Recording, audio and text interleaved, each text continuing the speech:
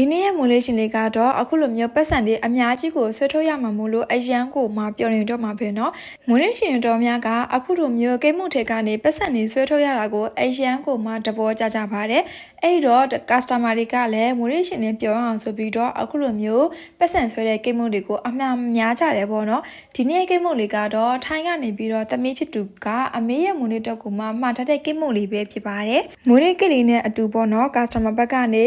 မွေးနေ့ကိတ်ကိုပို့ပေးတဲ့ခါကျလို့ရှင်အမေကိုအမှားစကားလေးပါပြောပေးပါဆိုပြီးတော့မှားထားတယ်ပေါ့နော် Happy birthday ပါမမေတဲ့မွေးနေ့မှာပျော်ရွှင်ပါစေနော်အဝေးကနေပဲလက်ဆောင်ပို့ပေးလိုက်ပါတယ်တဲ့အမေရဲ့အပေါ်မှာကာယကံဝစီကံမနောကံ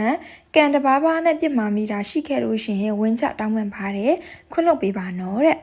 ကြက်ကြက်မမပျော်ပျော်ရွှင်နဲ့တက်ကြွရကြော်လဲရှိပါစေတဲ့ငငယ်လေးကနေစိုးခဲ့တာတွေကိုအပြစ်မမြင်ဘဲနဲ့အသိခံခွင့်လွှတ်ပေးလို့လဲကျေးဇူးများကြီးတင်ပါတယ်နော်တဲ့အမေကိုပေါ့နော်ကျမကြီးလည်းအရင်ကထပ်ပို့ပြီးတော့ဂရုစိုက်ပြီးပါတဲ့အမေကိုစိတ်ချမ်းသာအောင်ထားနိုင်ဖို့အတွက်သမီးစူးစမ်းနေပါတယ်အရင်လက်ချစ်ပါတယ်ဆိုပြီးတော့ထိုင်းကနေငယ်ပြီးတော့ပေါ့နော်သမီးအငယ်လေးဖြစ်သူကအခုလိုမျိုးအမှားစကားလေးပါလိုက်တာပဲဖြစ်ပါတယ်သမီးငယ်လေးဆိုတိုင်းပေါ့နော်အမေရဲ့အချစ်တွေကိုအများကြီးကမှရရှိထားတဲ့ဒီညီမလေးကတကယ်တမ်းတော့ပို့တဲ့ခါမှာအမေဖြစ်သူကလည်းမှားလိုက်တယ်ပေါ့နော်အရန်ကမှလည်းကျေးဇူးတင်ကြောင်းအရန်ကမှလည်းပျော့ကြောင်းပေါ့နော်အခုလိုမျိုးမော်ရယ်မှာရှိတဲ့ကိုချစ်ခင်ရတဲ့သူတွေကိုရဲ့မိသားစုဝင်တငယ်ချင်းမွေးနေ့မှာဆိုလို့ရှိရင်ပေါ့နော်အခုလိုမျိုးမွေးနေ့ကလေးတွေကိုမှာယူအပ်ပေးခြင်းနဲ့ဆိုလို့ရှိရင်တော့တဆူမှာလာပြီးတော့မှာယူအပ်ပေးလို့ရပါတယ်ကိုကပေါ့နော် overseas ရောက်နေတဲ့နိုင်ငံခြားရောက်နေတဲ့အဝေးမှာရှိနေတယ်ဆိုလို့ရှိရင်အခုလိုမျိုးမော်ရယ်မှာရှိတဲ့သူတွေကိုမွေးနေ့ဆောင်လေးတွေကိုပို့ပေးလို့ရပါတယ်เนาะတဆူက